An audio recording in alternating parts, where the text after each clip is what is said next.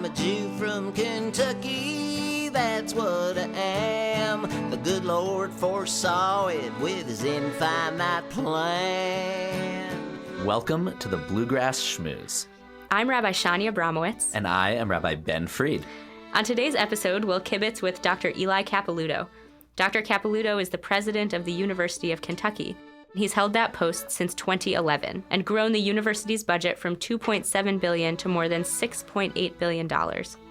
We'll talk about the value of education in Judaism and how his own faith and identity put him on a path towards educational leadership.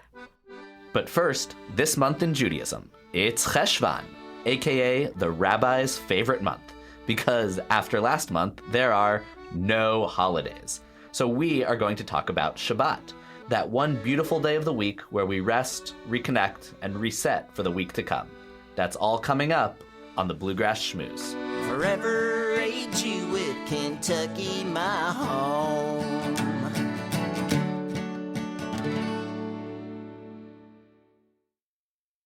Shalom, y'all. I am Rabbi Ben Fried. And I'm Rabbi Shania Abramowitz. And welcome back to the Bluegrass Schmooze. Last month was a whopper. Whew, was a lot. Tishrei is packed. Tishrei. Whew. And now we get Cheshvan, Woo! Also known as Rabbi's favorite month. We have multiple friends. Do you have the shirt, the Rabbis Love Cheshvan shirt? So I just want to put it out into the rabbi universe that whoever is responsible for the shirt, I don't have one and I would like one. Okay, so there's a shirt that says Rabbi's Heart Cheshvan or Rabbi's Love Cheshvan because after all of those holidays in Tishrei, Cheshvan has precisely 0 holidays.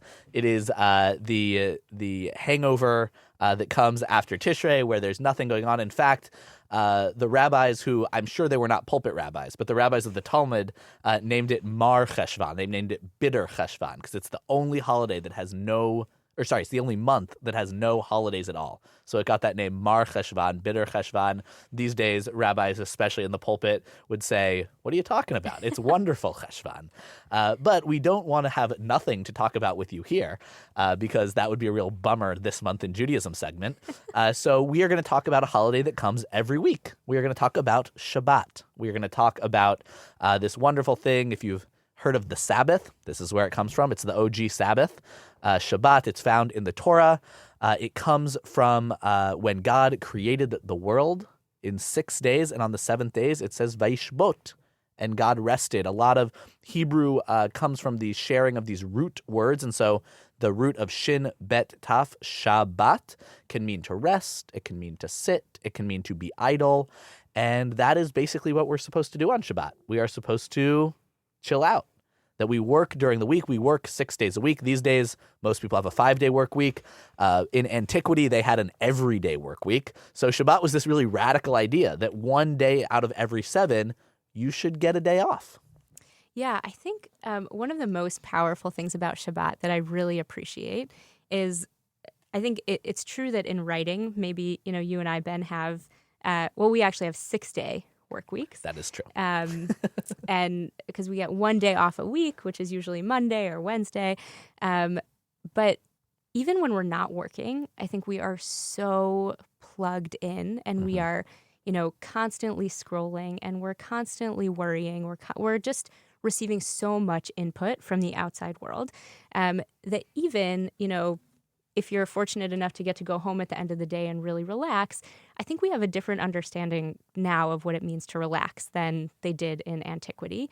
And Shabbat, depending on how you observe, but I think even regardless of how you observe Shabbat, is a really important invitation and reminder to try, if you can, to sort of divest from your technology, to turn off your phone for a couple of hours, maybe to not be binge watching a TV show, but to sort of get out and give yourself a break, a spiritual and emotional and physical break from all the different kinds of news and work and things that we are constantly experiencing and trying to process on a regular basis.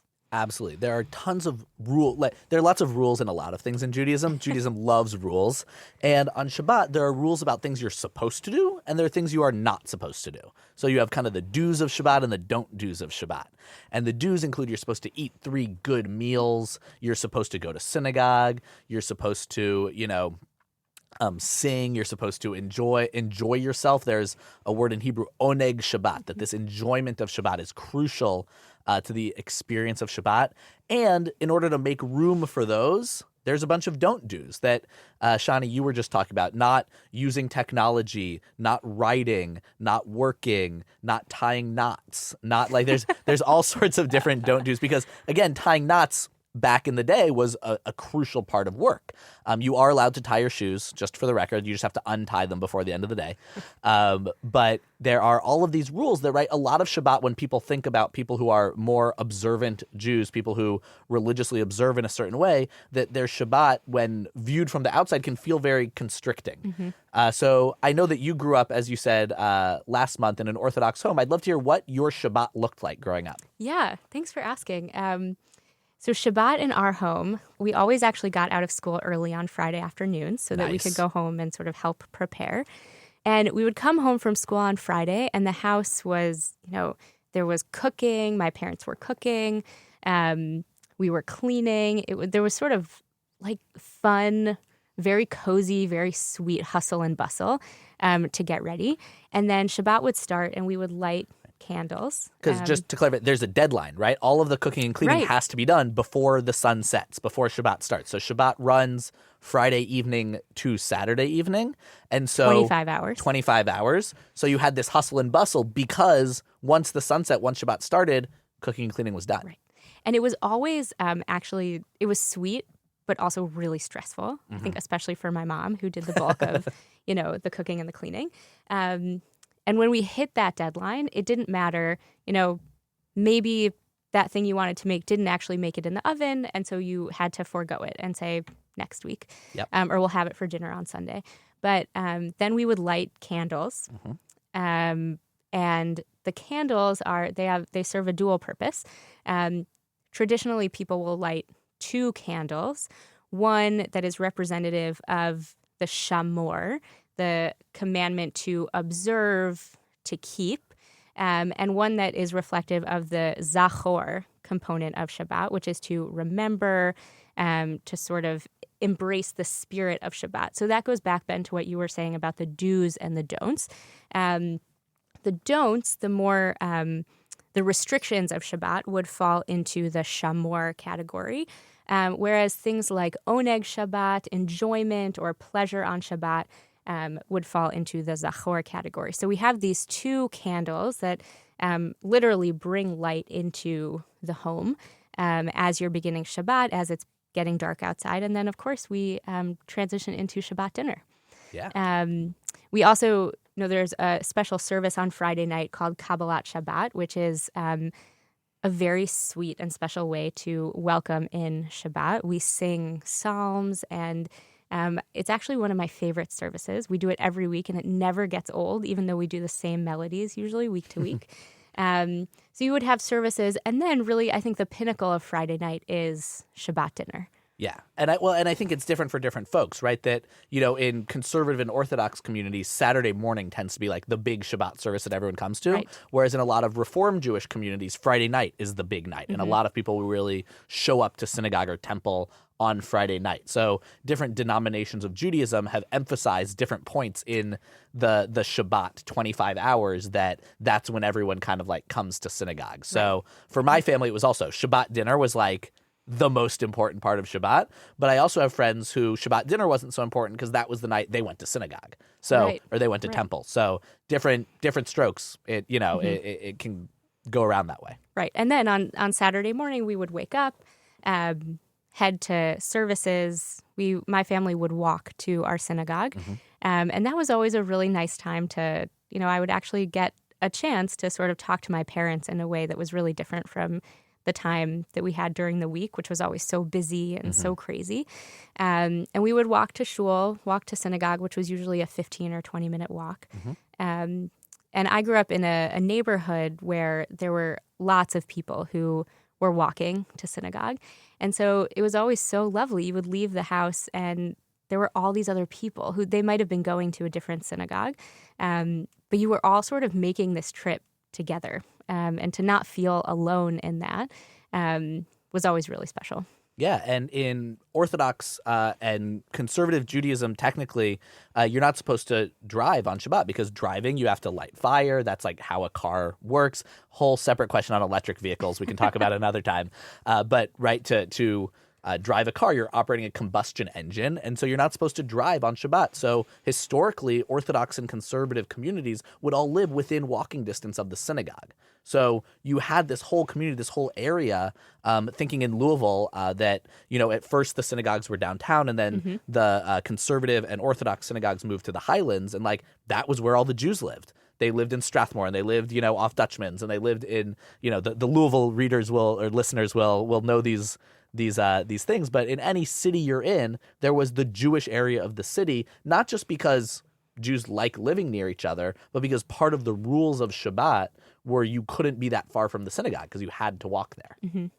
Right. And I think, mid-century, when many American synagogues moved into the suburbs, like you said, many Jewish communities sort of followed suit and relocated. But in a lot of American suburban communities, those areas are actually not always affordable to everyone in the community. Absolutely. And so conservative Judaism, there's a famous essay, a famous tshuva, a famous responsum that the movement published, I think in 1957, that permitted folks to drive on Saturday or Friday night so long as they were only driving to and from synagogue. So you were able to be a little bit more flexible in your interpretation of Jewish law, of Hilchot Shabbat, the laws of Sabbath observance, in service of maybe this bigger or greater value, which is to be in community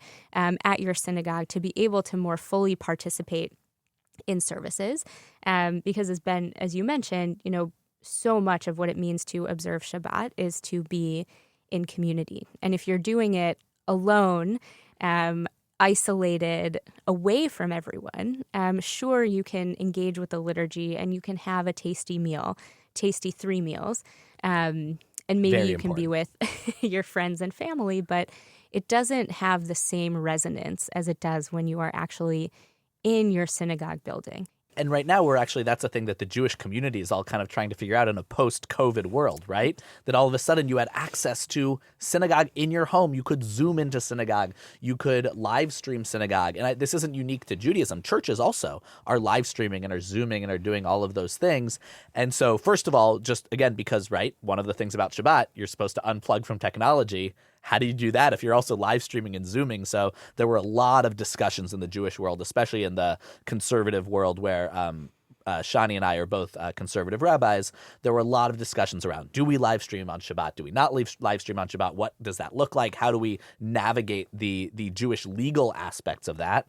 And then as we are emerging into a world in which COVID is less of an immediate threat or feels like less of an immediate threat, how do we bring people back in? How do we, recognize that idea of, as you said, coming together in one building? Because after Shabbat services, there's Kiddush and there's schmoozing. Bluegrass schmooze. We're named it for a reason, right? Can you say a little bit about what Kiddush is? Yeah, Kiddush is usually a light lunch. Sometimes it's a little bit of a heavier lunch if someone is sponsoring, some nicer food. But so you get some bagels, you get some cream cheese. In some communities, there will be a cholent, a stew.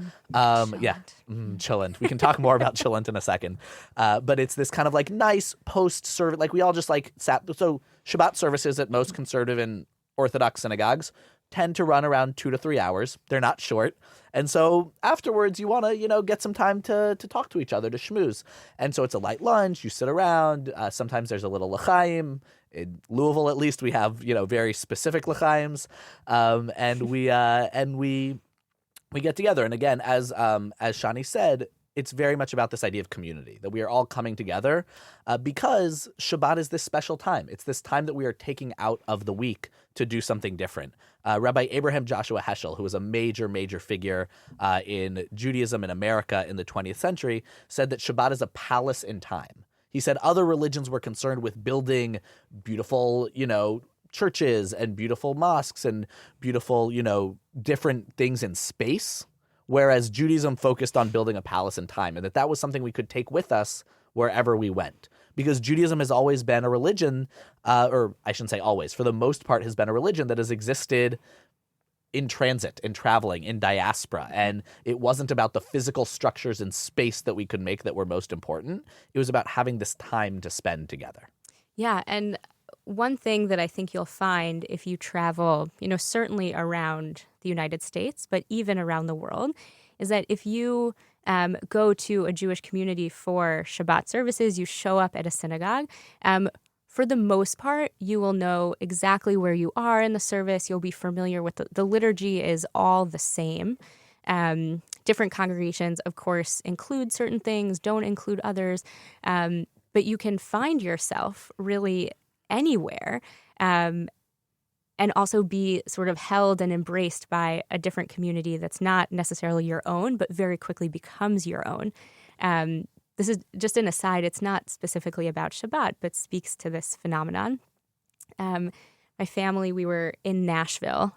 My husband, Joseph, was doing some grad school research, and we decided that we would find the local conservative synagogue and that we would go for morning minyan during the week. We would go for services during the week. And we showed up, and it was like we were meeting long-lost family. It felt like, we knew all the people there. It felt like we went back years and years and years, that we were seeing old friends after a long time apart. And of course, the service was familiar, the liturgy, they used the same prayer book, all of that. And the best part about it was that our 15-month-old daughter, we just sort of plopped her down on the floor in the sanctuary, and she was walking around and crawling all over the place. And people who were there for services, played with her and picked her up. And it felt like we walked into this community that was ours, and that Elisheva just had like a bunch of new grandparents. And there was just something so familiar about that. And I think that's also part of the magic of Shabbos, of Shabbat, that you can feel that no matter where you are, even if there are slight variations in how a service might operate. Absolutely. And I think that that's one thing that sometimes surprises people when they come into a Shabbat service. First of all, no one shows up on time, right? Like if services start at 9:30, and again, this is another denominational difference. Yes. Reform folks actually do really show up on time, and the service will start exactly. And if you show up late, people will look at you funny. I've had that experience. Although they're still very warm and welcoming. I want to be very clear. I've had wonderful, wonderful experiences in Reform services. But if you are at an Orthodox or a conservative service on Saturday morning, it says it starts at 9:30. Maybe 5 people are there at 9:30. Right. You don't get to that, 40 to 50 people until like solid 10, 15, maybe even a little bit after that. And then there's always some people who show up what we call JFK, just for Kiddush. They like show up right at the end of the service because they're just like really there for the lunch and schmooze. And that's okay, right? Yeah. That there's like no one is like looked upon or judged or anything like that. It's just kind of a more free-flowing thing. Right. And, in the middle of the service, there might be a kid run through, or there might be a baby crawling around, or like I'm the rabbi and I go around and I like, schmooze a little bit with people during the service. Right. And I've had people come up to me afterwards and be like, oh my gosh, like that was so wild. And for some people, that's like, they're actually, some people wish there was more decorum. That I have had folks, who want there to be a little bit less schmoozing and a little bit more focus on the prayer. And others, there's almost no focus on the prayer, and like they are there to see their friends, and they are there for community, and it ranges, and that some people are there to get that deep spiritual connection to the divine, and others are there because they know they're going to see their friend who they see every week at shul. Right. Shul is the Yiddish word for synagogue, And so, yeah, you get this really broad range of people who show up on Shabbat. And you also have, a broad range of Shabbat observance. Shani talked a little bit about her experience growing up, and I just want to share mine as well to show that, different people celebrate this holiday that comes every week in different ways. So some of my experience is very similar to Shani's. We always had a big Shabbat dinner. We often had guests over, which I'm assuming you did also. There was singing. It was, it was a joyful evening. And then on Saturday morning, most Saturday mornings, my family also walked to synagogue. We didn't keep Shabbat in the same way that your family did in terms of, we would turn lights on and off that evening. And if our cooking wasn't done right by sundown, we kept cooking because we wanted to make sure the dinner was good. But we did walk to synagogue almost every Saturday morning, and then we'd walk home. But then for us, Shabbat was a really intentional family day. So we didn't do homework. Our parents never worked. We didn't go shopping. There were certain things we didn't do. But if my sister had a soccer game, we were all going to go drive to her soccer game. That it was time that we spent as a family, that we intentionally cleared our schedule of other things so that we could all be together. But we were less concerned with a lot of those restrictions because that was just the way my family celebrated Shabbat. And that's not how I currently celebrate Shabbat, but I just wanted to illustrate a little bit that there are all sorts of different ways that happens. And whether it's families or rabbis or different people, that there are lots of Shabbat practices. And one of the things that's really beautiful is to recognize that just because you know one Jewish person who does something one way, whether that's Shabbat or kosher, which we'll talk about another month, or anything else, that doesn't mean that every other Jewish person is going to do that thing in the same way. That there's a lot of flexibility within certain denominations of Judaism, and there's a lot of flexibility between denominations of Judaism of what that practice will look like.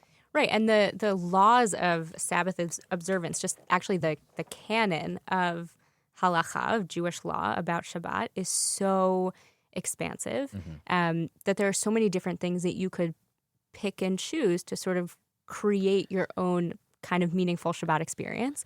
And the amazing thing about Shabbos is that it happens every week. So you can, maybe one week you're not feeling so inspired, or you're coming to shul, just for Kiddush or just to see your friends. But it might be that over the course of the next week, something changes and you feel like, you know what, next week I'm going to show up at shul, at synagogue on Shabbat, and I'm going to try to engage and go a little bit deeper into the liturgy, or I'm going to show up at the beginning at 9:30 and be one of the 5 people who are there at the very beginning. I want to share a really quick, funny story. So growing up, we didn't use electricity on Shabbat. We set everything ahead of time. And I remember, I think I must have been in middle school, probably 8th grade, and Shabbat was starting. We were sitting down to dinner, and I forget what happened. I was fighting with my parents, and I was really mad. And I stormed away from the dinner table, and I went upstairs, and I turned on the TV. And I left the door to my parents' room wide open because I wanted to get caught. And I remember turning on Law and Order. And SVU or original? I think the original with Jerry Orbach. And I just planted myself on my parents' bed. I crossed my arms and I was really mad. And I was watching TV on Shabbos. And it was that was how I knew to rebel, or sort of the only way I could think to rebel was to just go upstairs and watch TV and protest on Shabbat. And whatever, everything resolved itself. But I remember my little brother was appalled. He was like, Ima and Abba, mom and dad in Hebrew, are going to be so mad at you. And I was like, well, they can come and apologize, whatever it was. Yeah. And now, we are, I think, so growing up Orthodox and now living in a conservative community, Joseph and I have had to think about our Shabbat observance and our practice a little bit differently. Yeah. And some of the things that would have never crossed my mind to do growing up. Now, if we want to actually feel that Shabbat is life-giving, especially because we're sort of on our own, even geographically, we don't live near many people in our community. Yeah. We have to be a little bit more flexible. Right. And just as you spoke about how your relationship to Shabbat can change from one week to the next, it can also change at different points in your lives. When I went to college, I got into this cycle where I would work really hard for like 5 or 6 weeks and then get sick for like 2 or 3 days. Because it was just like I was in a bunch of clubs and I was, it was my first time like being out away from home and I could do whatever I wanted and I didn't like have an off button. And I was telling a rabbi from the Chabad movement who was on campus, I was telling him about this and he was like, Ben, we have this thing called Shabbat that you could consider doing a little bit more. And I was like, oh, huh.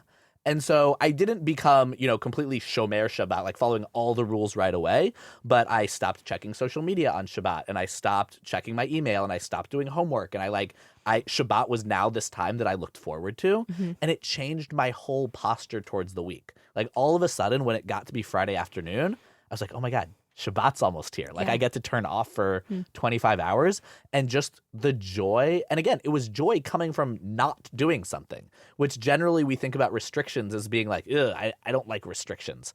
But the joy of being able to say, yeah, I'm going to turn off and I'm not going to be checking all of those things and as concerned with all of that, it really just totally changed the way I related to my entire week. It was amazing. That's incredible. That was our This Month in Judaism segment. We're going to take a quick break, and when we come back, it's time to kibitz with a Kentuckian. That's right, and this month we'll be talking to Dr. Eli Capiluto, the president of the University of Kentucky. You're listening to the Bluegrass Schmooze.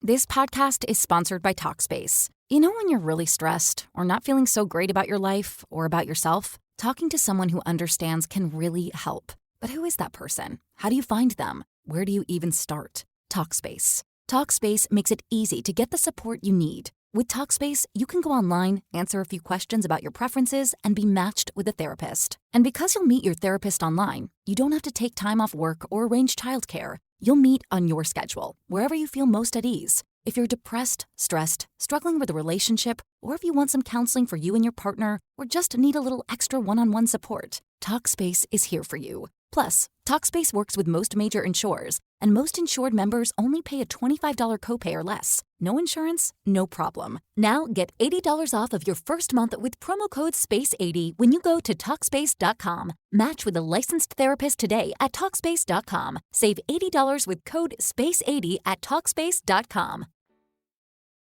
Welcome back to the Bluegrass Schmooze. I'm Rabbi Shani Abramowitz. And I'm Rabbi Ben Fried. We were lucky enough to sit down this month with University of Kentucky President Dr. Eli Capiluto. Let's jump right in. Welcome, Dr. Eli Capiluto, to the Bluegrass Schmooze. This is our second episode, and we are so delighted to have you. Thank you for making the time and being one of the guests on this new and exciting podcast that Ben and I are lucky to be producing together. It's good to schmooze with you. Thank you for the kind invitation. We're really happy you're here. Dr. Eli Capiluto became the 12th president of the University of Kentucky on July 1st, 2011. Under his leadership, the Commonwealth's flagship land-grant research university has grown from $2.7 billion to more than $6.8 billion in total operations and has gained significant momentum in advancing Kentucky, the institution's singular yet multifaceted mission. A native of Montgomery, Alabama, Dr. Capiluto previously served as provost of the University of Alabama at Birmingham and dean of the UAB School of Public Health. Dr. Capiluto holds several undergraduate and graduate degrees from schools within the University of Alabama system, a doctorate of dental medicine from UAB, and a doctorate in health policy and management from Harvard University. He and his wife, Dr. Mary Lynn Capiluto, a former dean of the UAB School of Dentistry, have one daughter. Welcome again to the Bluegrass Schmooze. Thank you, Rabbi. Thanks for being with us. I just have to ask, are any of those degrees from the University of Alabama at Tuscaloosa? One. Okay, because my degrees are from the University of Texas at Austin, and so I'm feeling really good about, the relationship with the University of Alabama right now. Well, I think you should. Congratulations. Just to start off, could you tell us a little bit about your Jewish background? What to you when you tell someone that you're Jewish, what does that mean to you? What does that come with? I always ask people, what's your story? So here's my story. My grandparents on both sides were immigrants from the island of Rhodes off the coast of Turkey. They were part of that Sephardic Jewish community expelled from Spain in 1492. They were welcomed there. Ottoman Empire controlled most of that Mediterranean. And they lived there for several hundred years until they made their way to, of all places, Montgomery, Alabama. And I never knew my grandfather on my father's side, who was the first to come. I understood that he left the Island of Rhodes. He had been a peddler that left frequently to go to the mainland, Turkey, looking for a greater opportunity. He arrives in New York City, a little disillusioned with what life was like there. He had left a place where you could pick fruit off the trees, beautiful Mediterranean. I also believe that looking at history, these Hebrew aid societies at the time are trying to decompress the Jews who are congregating in New York. So he probably gets a one-way ticket to Montgomery, Alabama. Why Montgomery? A long time Jewish community there, German Jewish community.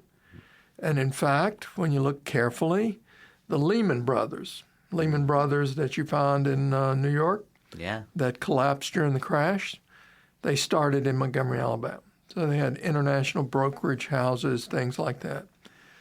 I believe, as we do today, I know in my previous community when we resettled Russian Jews, you're looking for a sponsor. I think a Mr. Strausberger was my grandfather's sponsor. His name was Eli Capiluto, by the way. And, he started as a fruit peddler. Then he had a fruit stand. Then he had a cafe across from the train station where the trains came in every day. He saved up his money. Took him 2 years before he could send for his wife and first child. They came, and then my father was born a year later. Like to say he was the first Sephardic Jew born in Montgomery, Alabama in 1910. And there was a small Jewish community. And about the same time, you have Eastern European Jews start to immigrate. They had 3 congregations, Reform, Conservative, and this Sephardic congregation. So that, and so much of my life today holds lessons from that history. Yeah, and if I can just take a moment, the Sephardic Jewish community, in Hebrew, Sfarad means Spain.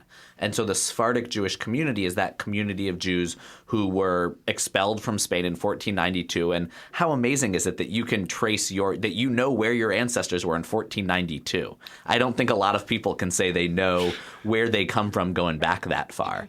And in America, Sephardic Jews make up not the majority. The majority of Jews in America are Ashkenazi, are Jews from Eastern Europe and France and Germany and Russia and Ukraine and some of those other areas. But the Sephardic Jewish community, like you said, was often in the more Middle Eastern countries, in Turkey, in those areas. And so and at least when your family first moved here, they had their own synagogues, that they weren't in the conservative or Reform or Orthodox synagogues with other Jews. They had their own kind of space that was theirs because they might practice Judaism a little differently, speak a little bit differently. So if I can just ask as a follow-up, as a Sephardic Jew in America, do you ever feel a little bit even on the outside of the American Jewish community? Or at this point, does it feel like we're all kind of American Jews to you? Interestingly, my father, born in 1910, his father unfortunately dies when he's in his teens. His mother died even earlier. But his father decided that he should go to Sunday school at the Reform congregation.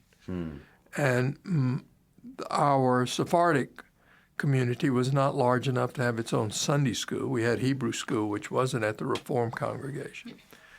The Eastern European conservative congregation that was just starting, I don't know why they didn't choose to go there, but it started this tradition. So there I was amongst Reform Jews. My father told me when he was young he remembered prayer books in German. So in many ways, I've always felt apart. When you're in a small community, it's not enough to divide you. I do remember on a trip to Spain, I've forgotten the name of the palace, all of a sudden escapes me. I walk in a room, tour guy says, this is an important room. This is where Queen Isabella and King Ferdinand issued their commission to Columbus. It's also the same room where she issued an edict to expel the Jews. Wow. And I sort of wanted to, how basketball players lift their T-shirts up. But, I want to say, I'm here, I'm back. You couldn't do it. So. Wow. And I just want to add that there's been, I don't know, in the last maybe 10, 15, 20 years, a very powerful movement among the American Jewish community to sort of reclaim Sephardic history and ancestry and culture and ritual, particularly in the synagogue space. So introducing new Sephardic music and melody, texts, approaches to, Jewish culture and living. And it's a really beautiful thing that, you were able to go back to that palace and say, I'm still here. You weren't successful, but to arrive at that moment also made your way sort of through the Ashkenazi Jewish community. And it's a beautiful thing. Yeah, and sometimes, right, it's about texts and melodies and different things, and sometimes it's as simple as a last name. That in America, we tend to think of like, the Grossbergs or the Goldsteins or, those kind of Jewish last names. And it was actually funny when I told someone I was coming to interview the president of Kentucky for a Jewish podcast, Eli Capiluto, they said, Capiluto, that's not a Jewish name. That, right, even American Jews often don't know that Capiluto is a Jewish name that's gone back centuries. And so I think it's something that even within the American Jewish community, we're learning to more fully embrace Jews who come from all sorts of different backgrounds. Well, as John Calipari said when he met me, he said, gee, I did not know there were Italian Jews. And so I gave him a little geographical, historical background. Uh-huh. So I wanted to pick up on, you shared a little bit about your childhood in Montgomery and wanted to ask you some more about that. Last year, almost exactly this same time of year, right before Rosh Hashanah, our community here in Lexington had the privilege to hear you share about your childhood in Montgomery and particularly how moments of your childhood intersected with the civil rights movement. And we're curious about that and if there are any memories that stand out to you from that time, and if you feel that living through that particular and very important moment in our history has had an impact on your Judaism, and in the other direction, also how your Judaism sort of helped you think through and live through those moments. Thank you for the question.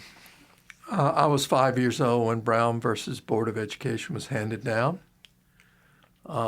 It would be when I was in the 11th grade that I saw the first African American in my high school. Had a high school of 2,700 kids, so there were only a large handful of African American students. You infrequently saw them in such a large school. I often wondered over time why it took so long. And during that period, you certainly were aware of things that went on around you that were profound. The Montgomery bus boycott, I vividly remember those buses that would come through my neighborhoods bringing housekeepers. We had someone who worked for us. In time, she worked for our family for 50 years, and in many ways, through her eyes, I could understand, in some ways, what was going on. Later in her life, when we would sit down and reflect on those times, I'd learn even more about what she endured and what she enjoyed. So I do remember, too, when Selma occurs. I think I'm in the 10th grade then, and the march comes behind my high school. So you're certainly aware, but you're at a distance. You think you know what's going on. You have more questions than answers. In large part, most people are not welcoming desegregation. George Wallace undertakes a multitude of steps to prevent desegregation of the schools. My curiosity about that got satisfied recently. John Rosenberg, who we're going to give an honorary degree to. He's a Jewish lawyer that fought for social justice. Our university this December will award him an honorary doctorate. We had talked before, and when I called to let him know, he told me about this book, Revolution by Law. And it was the story of the desegregation movement in Alabama. So I got all my questions answered. Why it took so long, why you had to go through the courts, and learned that George Wallace finally made a flaw in his strategy. At that time, you really had to sue each school district one at a time to desegregate them. When he took over largely state control of education through the superintendent of education, Fred Gray, an outstanding black lawyer who was taking those cases on one at a time, when he realized that George Wallace all of a sudden had left himself vulnerable, he could sue him and desegregate the whole state. And Fred Gray's line I learned in this book was, when he realized that, he felt like Moses seeing the burning bush. So, it's that was important to me. And then, as a religious minority, we were oftentimes included in racist attacks. There was someone a perennial candidate for statewide office named John Cromlin. His son was a classmate of mine through school. But Admiral Cromlin, retired naval admiral, would run on these tickets against the Jewish N-word conspiracy. I had someone so close to our family I called Uncle. He would list him as part of this conspiracy when he would go on TV and all. At the same time, you had people dying in the civil rights movement. So our community is small, frightened in some ways.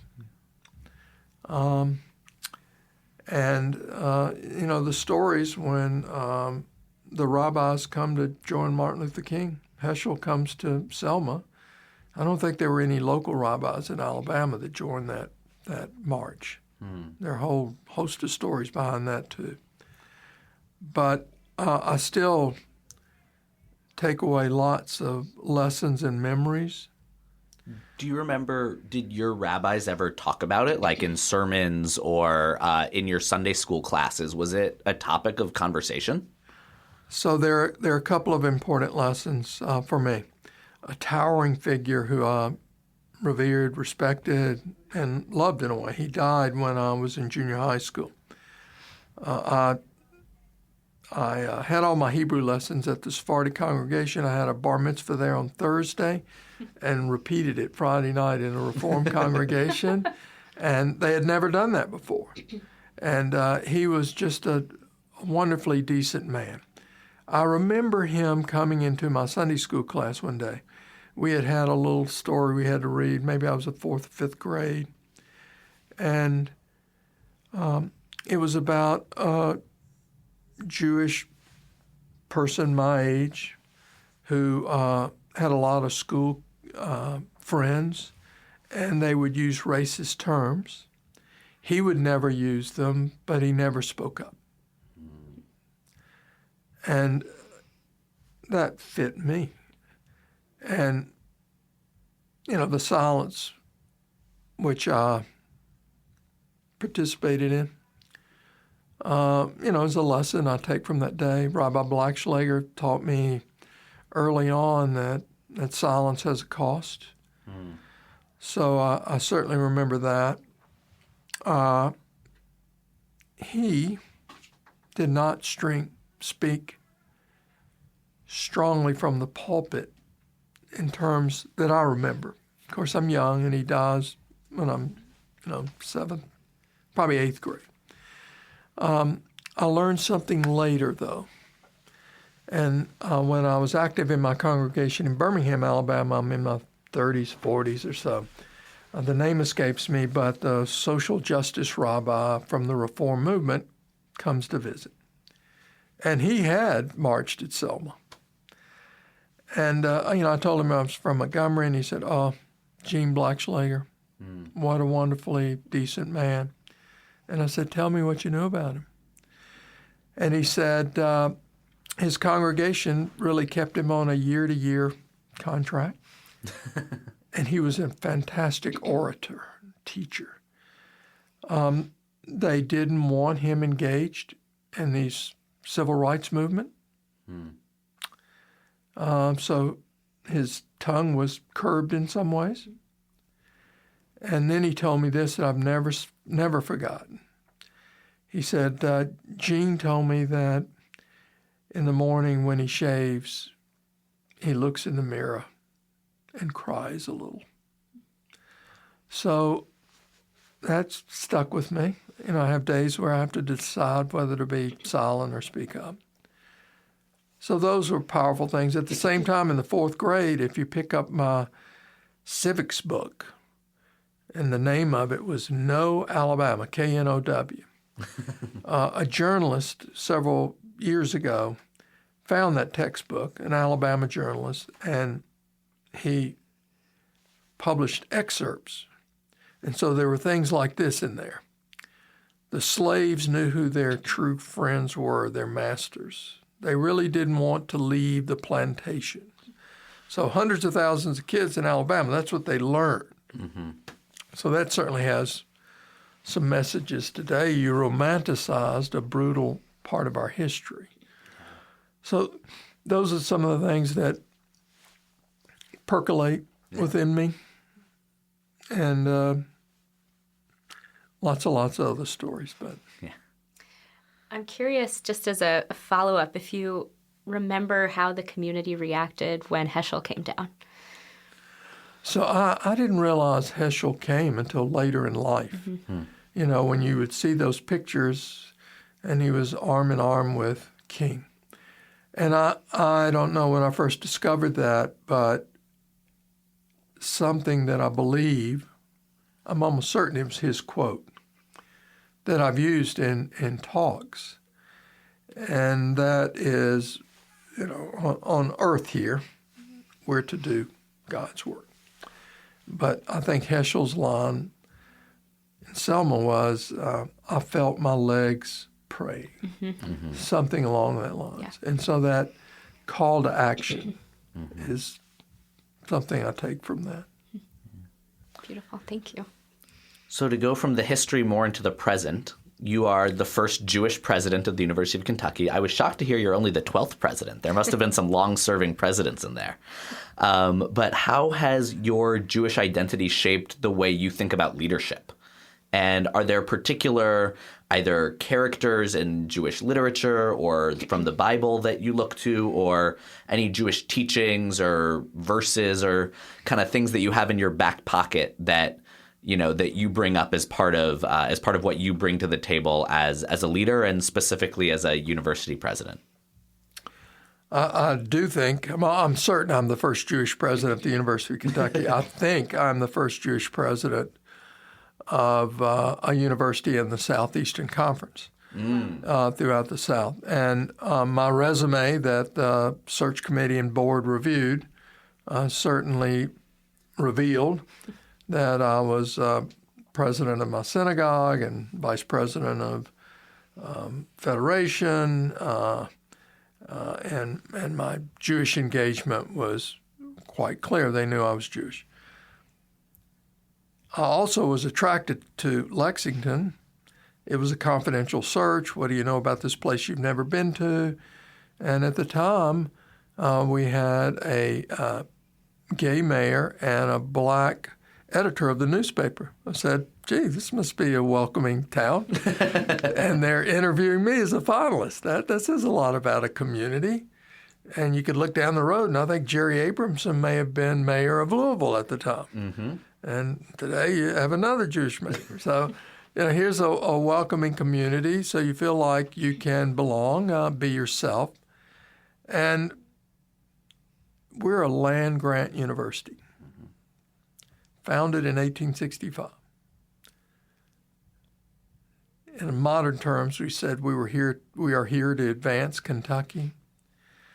I don't think I've ever said this. I haven't thought of it this way until now. There's nothing more Jewish than a land-grant university to me. And that is, you're here to serve community, here to advance Kentucky. We're here to make a Kentucky healthier, wealthier, wiser tomorrow than it is today. And isn't that what we do as Jews? So I feel very comfortable in the space. It aligns with my values, and we've made remarkable progress in doing that. We have much more to do. In terms of things I draw from, especially during a time when, unfortunately, we have too many divides. Mm-hmm. I taught Sunday school for a while when in my 30s or late 20s. And I think it's in Genesis where God's creation of man is mentioned with dust from the ground and blowing air into the nostrils. So, I had a teacher's handbook to help me teach. And I have great respect for Sunday school teachers now. It is a hard job. There is no more humbling experience than teaching Sunday school. So I had my moments. But, something I saw that maybe was an interpretation from the Talmud or something, but this is what I loved. It said, why dust?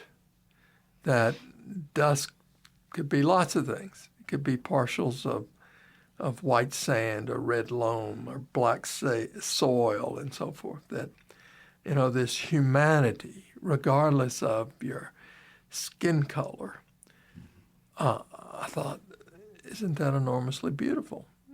And that's in a place that I believe holds faith close, to be able to provide a perspective like that. I'm careful not to ever proselytize. That's not what we need to do in our space. Mm-hmm. But I'm forever grateful for the faith communities we have on campus. They give students a sense of home and comfort. They, in many ways, are another set of advisors. And I've been to different groups and see how they're so supportive. So I'm deeply enriched in terms of what I do. I get traction from many faiths. At our home, we have broken the Ramadan fast at our home. Wow. We certainly have had people as guests during Christmas. So we want, what was inscribed on the side of my synagogue in Montgomery, our house will be a house of prayer for all peoples. And I believe a university should certainly be the same. And are there people look to strength? Yeah. Look for ideas? Certainly. We're about to finish a $2.1 billion capital campaign. Wow. Oh my gosh. So I've asked people for money in lots of different ways. I feel like what I learned from those Federation days of asking people for money in some ways was, instructive. But I also tell people, some who, for instance, don't want much recognition for their gift. Mm-hmm.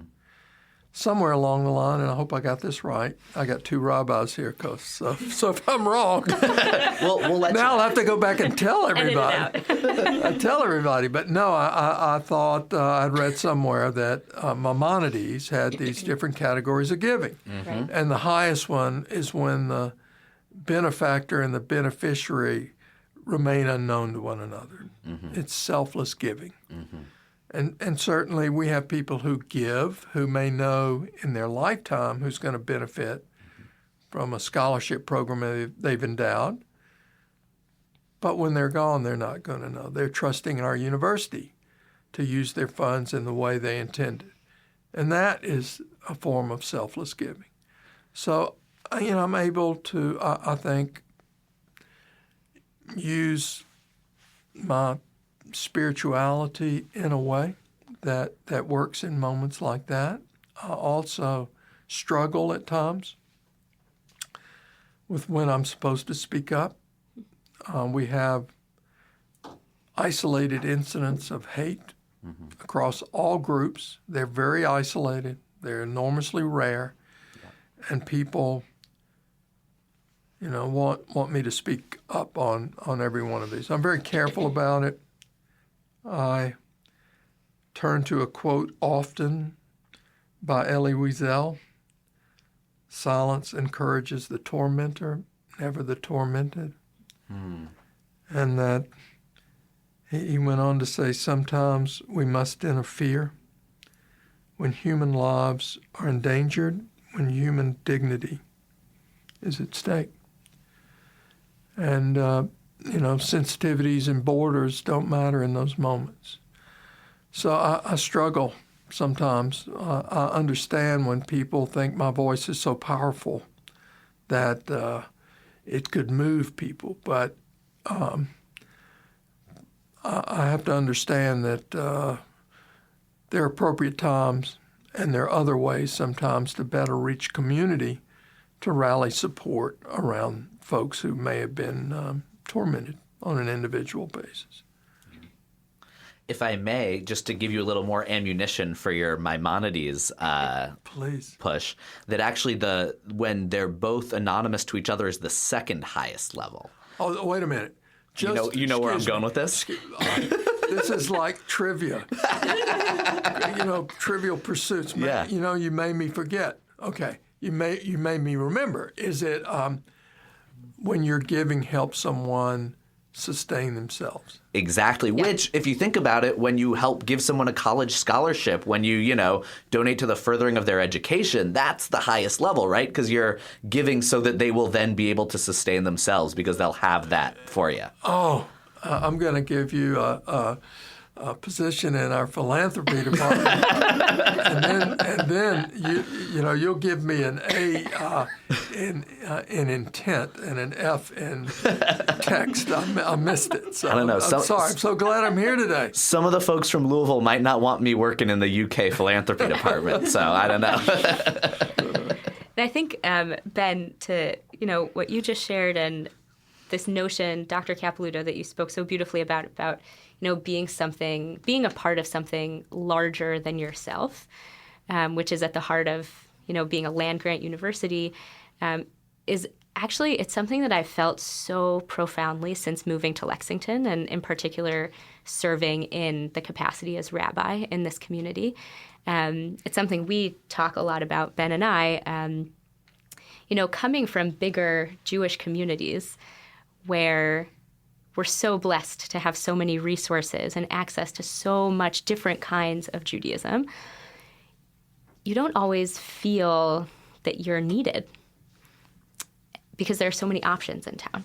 Mm-hmm. And one thing that I have felt on such a deep and, again, profound level here in Lexington is that people have a really deep understanding to the longevity of this place, and they know that even in the small but very important ways that they contribute to the synagogue or to the larger Jewish community here, that it's because of those small gestures, but those very, very important gestures, that the community is able to endure.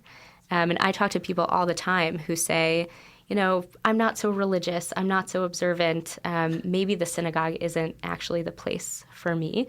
And then we talk about if they feel that it's important that the shul is here, in 20 years, in 50 years, if there's a place available for their grandkids. And that is always almost a more compelling sell than, being observant or engaging in the liturgy. And those are also exciting, can be very exciting things. But I've been so impressed and spiritually moved by the community here in Lexington. And I think that is something, you're pointing to as a thread that runs not just in the Jewish community. It sort of extends outward to everything that we do here in Lexington, that people have this understanding that what they do really, really matters, and that everything that we do here to build community and sustain community is a lasting and very loving gesture, which is not something that I take for granted, because it's not something that you experience so obviously in a lot of other places. That is beautifully said. It reminds me that a little different than my past, because of my schedule, I was a much more frequent attendant and Sabbath services. Used to be, I'd leave my office on a Friday afternoon in Birmingham. My synagogue was 6 blocks up the street. Stop there for a 5:45 service and then go home. My schedule is not as accommodating sometimes, but, my wife and I learned that I was going to be a finalist for this position. We had never been to Lexington. So we make a sneak visit, and we fly in and walk the campus all day, and then couldn't tell anybody I was a candidate. We looked for the addresses of the synagogues, and we drove around them at night just to see them. Right. Are they here? And I've been pleased that when we've gone to recruit, and we have some people who are quite observant that have found Lexington a place to belong and observe and so forth. So synagogues are so important. I worry about them. Me too. I worry. I worry. I know maybe in that podcast that we shared, we both pay attention to. One of those was maybe large endowment, no synagogue. We do contribute and establish endowments, and our participation, as it is across all faiths now, take great interest in these articles on de-churching, and trying to understand why and what we should be doing. And although I am not a regular attendee, I use all these other means now to remain connected to my faith, which is sort of on my time. I walk the campus a lot. I do it at night a lot. And those podcasts are the ones that I listen to. It's my mobile spiritual connection. So how we navigate in this time and keep our something precious, a legacy that we pass on. It's a challenge. So I love that you brought up Shabbat services before, because this month actually in Cheshvan there are no Jewish holidays. So we spoke on the beginning of this episode a lot about Shabbat.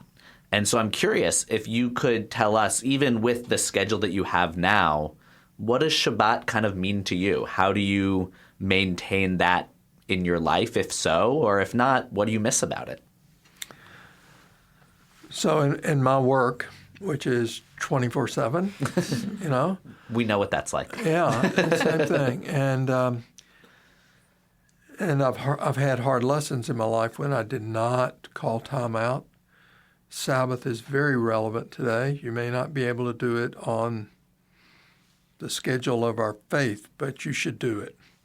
I tell people I hire and students, you need to call that time out. Our ancient forefathers had it right. And I find it even more relevant today with this social media and technology we have. You need a technology Shabbat. You need to shut that stuff down. We see how harmful it can be. So for me, I try to find those times that my wife and I share uninterrupted moments with each other. She will say I do not do a very good job of this, but I try. And she is very understanding. I couldn't get through my day, through my work without her. But she's had to endure much in this process too. So I found my Sabbath in my own private way. I will say here in Kentucky that this is, I've never told this to anybody, I don't think. So I developed a very dear friend here.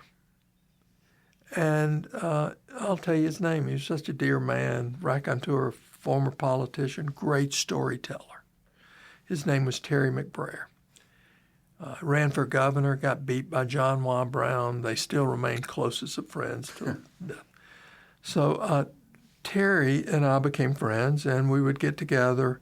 He would always order a Maker's Mark, the little ice, and somehow I obtained his law firm here is named McBrayer, and I obtained a glass that had McBrayer on it. So, and Terry's and I's closeness, and his best friend was Joe B. Hall, the storied basketball coach. So he would often join us. Well, they told stories the whole evening, talked about life, what's precious in life. A lot of people may want to befriend me to ask me for something. You know, they never did. They weren't asking for anything. It was just pure friendship. I was then asked. Terry battled cancer for a good while. He passed away during COVID. We communicated almost every other day. And I lost a dear friend. And so I was asked to give a eulogy, which I did. So on some Friday nights, I take my McBrayer cocktail glass, I take a cube of ice, I pour a little Maker's Mark in there. In some ways, that's my Terry Kiddush, but it's a reminder what's important in life. Friends, creating memories, calling time out, remember what affection means to you, being thankful for those moments. So even though I do it in a very atypical way, I find my way to pause and remember. Making a kiddush on a Friday night over alcohol is perhaps the most Jewish way you can celebrate Shabbat. So that's really, really beautiful. Thank you so much for sharing, and may his memory be a blessing for you and for his family. Thank you. I want to take us back to campus just for a second. So at both the synagogue and the temple, a number of undergraduate students from UK, they come through, they're very active and present and have really, in the 2.5 years that I've been here, really enriched our community. But we know that UK has a small but very mighty, in the students that I've met at least, very, very strong, mighty Jewish community. And that's actually true of the students, but extends also to our Jewish Studies department and other Jewish faculty at UK. And I'm curious what you want Jewish students to know, what you want to share with them, if you have a message to share with the Jewish students at UK. Well, first, I learned when I took a look at Kentucky, it has a Jewish Studies program department, and wow, in the year I arrived, they taught Hebrew, Yiddish, and Ladino. Where else are you going to find that? Pretty incredible. Okay, yeah. And then when I arrived, one of the things I did in partnership with the wonderful faculty you mentioned is we made an appeal to the Jewish Fund for Excellence out of Louisville, and we funded scholarships.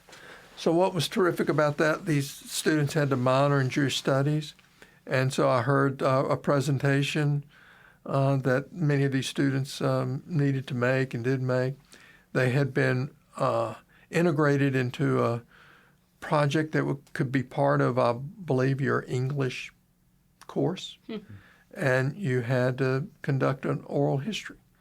So these people who were not Jewish, could be from rural Kentucky, interviewed Jews. And for some of them, it was the first Jew they ever met. Wow. And I remember one young man saying, here's somebody whose world was totally different than mine. He reminded me most of my grandfather.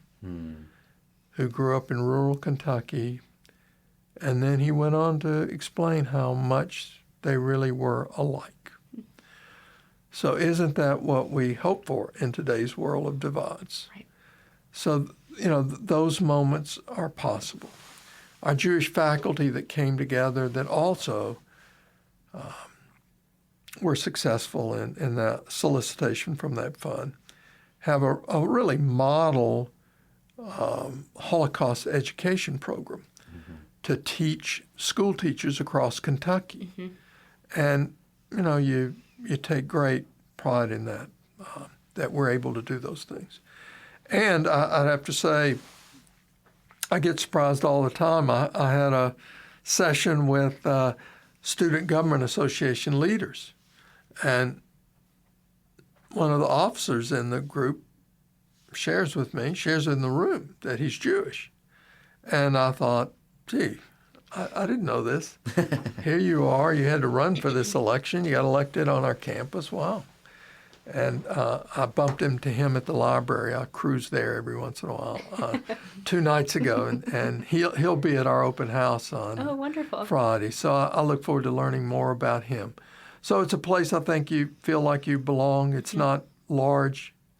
You can participate, which is quite different than my childhood. Than my college days. There were Jewish fraternities and there were non-Jewish fraternities. And we all know that story. I was surprised when I got here. People I met in Louisville and across Kentucky, New York, they were welcome into the non-Jewish fraternities. There were Jewish fraternities way back. They were small and didn't endure. But, there's a welcoming spirit to it. All right, so we've reached the time for the lightning round. So we're gonna ask you some rapid fire questions, Dr. Capiluto. We ask these to all of our folks at the end of our interviews. So we're gonna start it off with, what is your favorite Jewish holiday? That's a toss-up. It'd have to be Rosh Hashanah, that sort of spirit of a new year. It's the fall of the year. The season feels great. Passover is up there too. It's when we make sure we get our family together, or try to get our family together. That always brings back memories. It's very diplomatic. One in football season, one in basketball season. So, I hadn't thought of it that way, but Okay, honey cake or apples and honey? Apples and honey, which we will be serving Friday afternoon at Maxwell Place. The best Purim costume that you ever wore? My mother made me a clown outfit. I think there are pictures of it somewhere. So that's what immediately comes to mind. I hope they're not available to anyone. I was like, we'll see if we can track them down to put on the Bluegrass Schmooze website. Best Yom Kippur break fast food? Boy, you got to be careful there. So I try to go light. But I'm hungry enough that everything is good. There you go. It's a good answer. Favorite biblical character?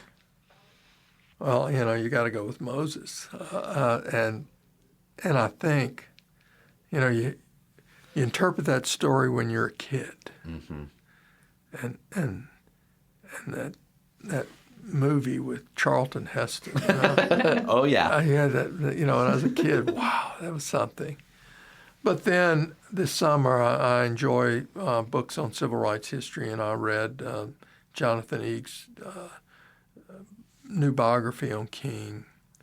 I read a book called Freedom's Domain.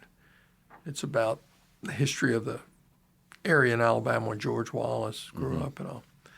But you think of King the night before he's assassinated, and he's saying, I may not get there, but I've seen the promised land. Mm-hmm.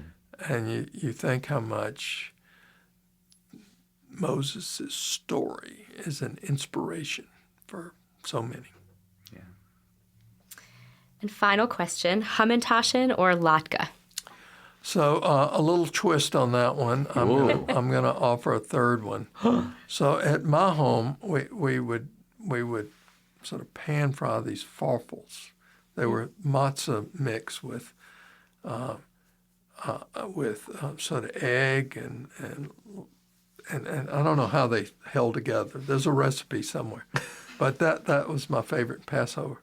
And it's probably not appropriate to do, but I used syrup on it, so it was... So it's like a matzah latke kind yeah, of with egg? Yeah, with egg. It's fantastic. All right. That's a first for me here. Is there a name for it? We would just call them farfels. Farfels. Yeah, that's what they were. And I think when you go through the grocery stores during the holidays, you can see, I think it says farfel mix or matzah meal mix or something. But that's what we had at our house. Yeah, I'll have to check it out. Well, that brings us to the end of our interview. Dr. Capiluto, thank you so much. Well, actually, before we conclude our interview, we have to do our l'chaim of the month, which is... Sorry we don't have any Maker's Mark for you here in studio. But or we don't have a McBrayer cup. But this is a chance to sort of raise your glass to someone who you want to give a special shout out to, a special honor to this month. Do you want us to go first, or do you have one prepared? Do you want to lead us off? I'm so glad you asked me that question. I have one. So our College of Law is named the J. David Rosenberg College of Law. And David Rosenberg grew up in Lexington. His father was an immigrant. Maybe his mother was born here. They had a small leather shop, pawn shop here downtown Lexington.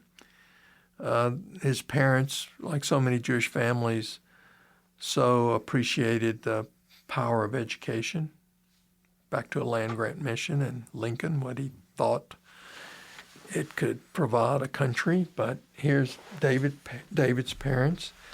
He would go on Saturday mornings with his father to a local cafe here in town, because that's where you would see the judges. And, David was thinking about being a lawyer. And he graduates, he goes to the University of Pennsylvania, comes back to the University of Kentucky where he receives his law degree. So a few years ago, I'm making a call in Cincinnati where David practices. I drop in, it's supposed to be a just meet and greet, 30 minutes.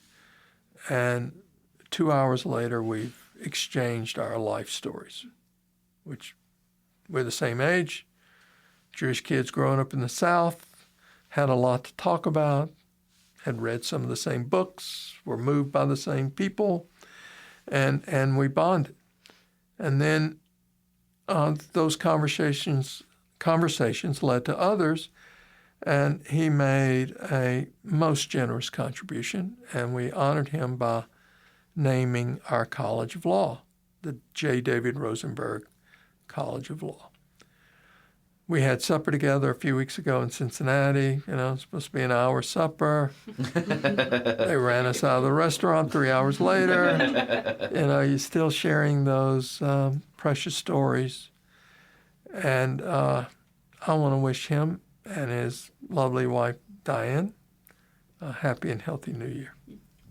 L'chaim to that. L'chaim. I can go next. I want to give my l'chaim of the month to our staff at Ohave Zion Synagogue, Kate Spencer and Anna Gachulis, and all the other countless volunteers who, made the high holiday season run smoothly and brought us through that sometimes chaotic time beautifully and very calmly. So l'chaim to Kate and Anna and everyone else at OZS who helped us with the high holidays.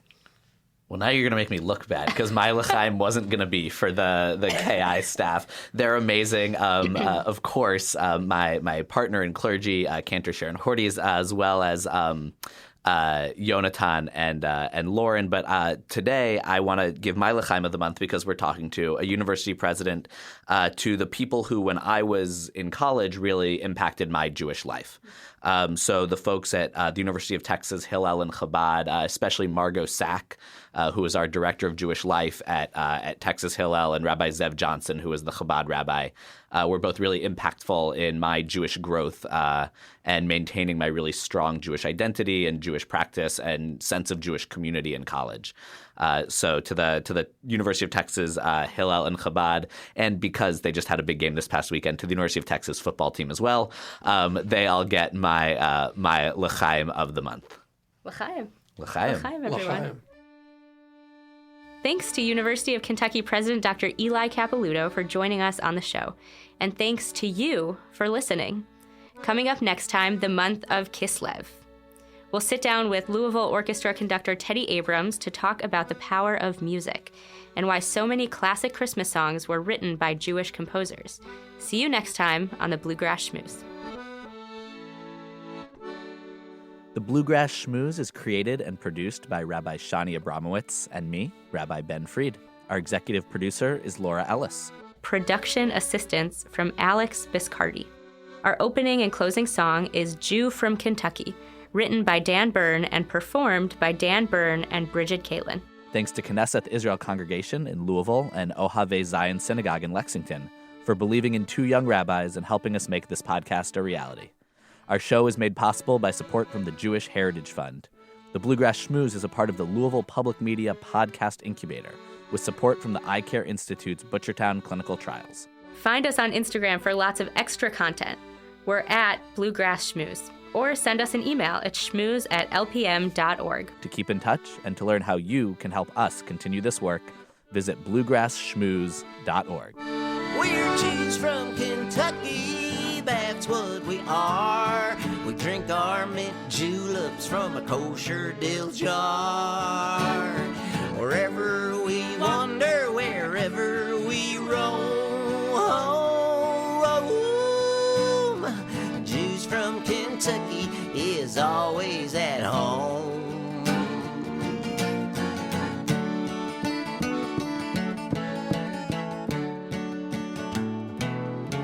Zagazund, everybody. Support for LPM podcasts comes from the Eye Care Institute and Butchertown Clinical Trials, where they strive for diversity, equity, and inclusion within their staff, patients, and clinical trial participants. To learn more, visit butchertown.clinic.